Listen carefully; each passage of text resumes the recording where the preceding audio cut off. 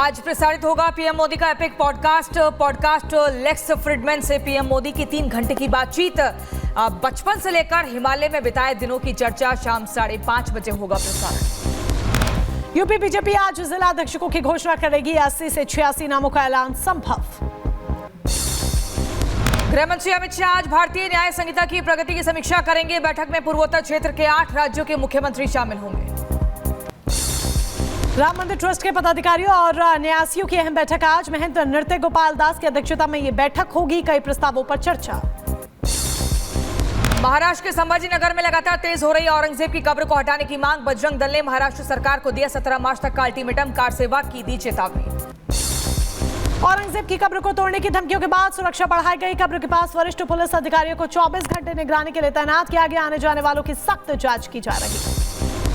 औरंगजेब का स्टेटस लगाने के खिलाफ पुलिस का एक्शन। 14 लोगों के खिलाफ केस दर्ज किया। बीजेपी विधायक सचिन कल्याण शेट्टी ने महाराष्ट्र विधानसभा में मुद्दा उठाया था। संभल में आज पुलिसकर्मियों ने होली खेली। होली का त्योहार शांतिपूर्ण संपन्न कराने के बाद संभल पुलिस होली खेलती हुई दिखाई दी। संभल में मस्जिद में आज से शुरू हुई रंगाई। मस्जिद की बाहरी दीवारों पर की जा रही रंगाई पुताई। फिरोजाबाद के सरकारी ट्रॉमा सेंटर में तोड़फोड़ और बवाल। युवक के जहर खाने से उसकी मौत हुई। परिजनों ने मृत घोषित करने पर बवाल काटा।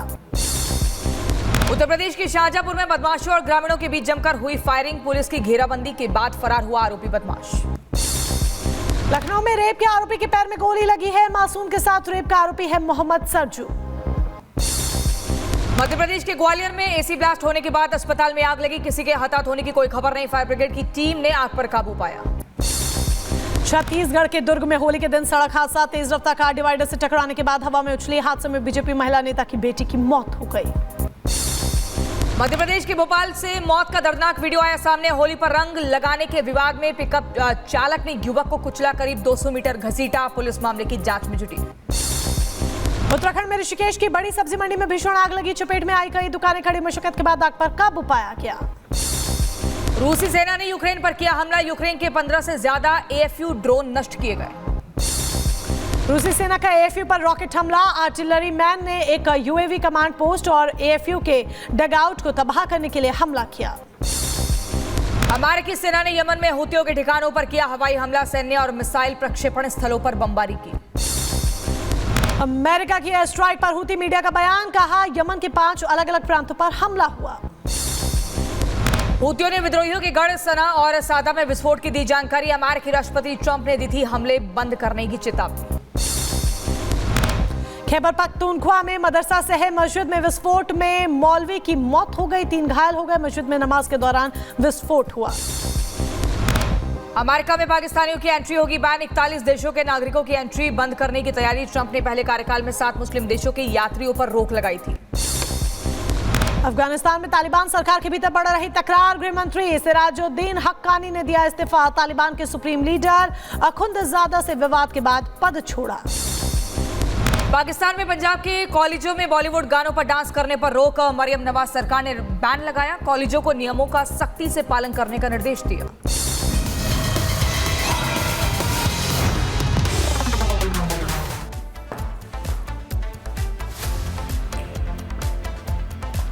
और एक और अहम खबर आपको दे दें। दरअसल जानकारी ये मिल रही है कि केदारनाथ में अब गैर हिंदुओं की एंट्री पर बैन लगा दिया गया है। बैन संभव किया जा सकता है।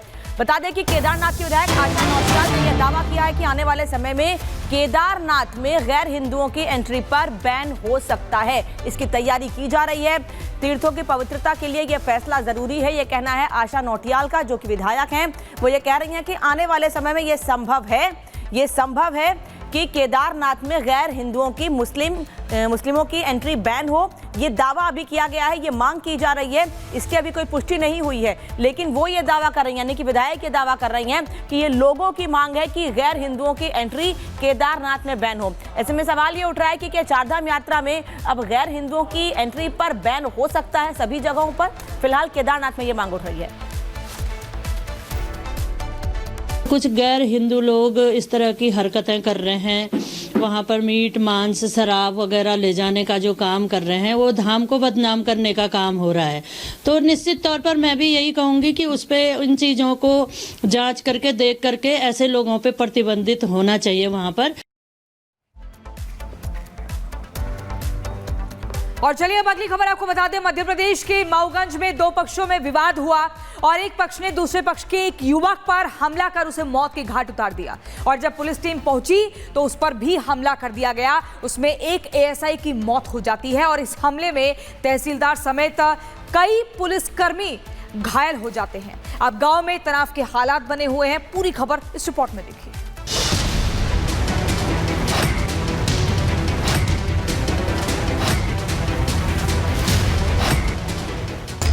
खून से लथपथ पुलिसकर्मी,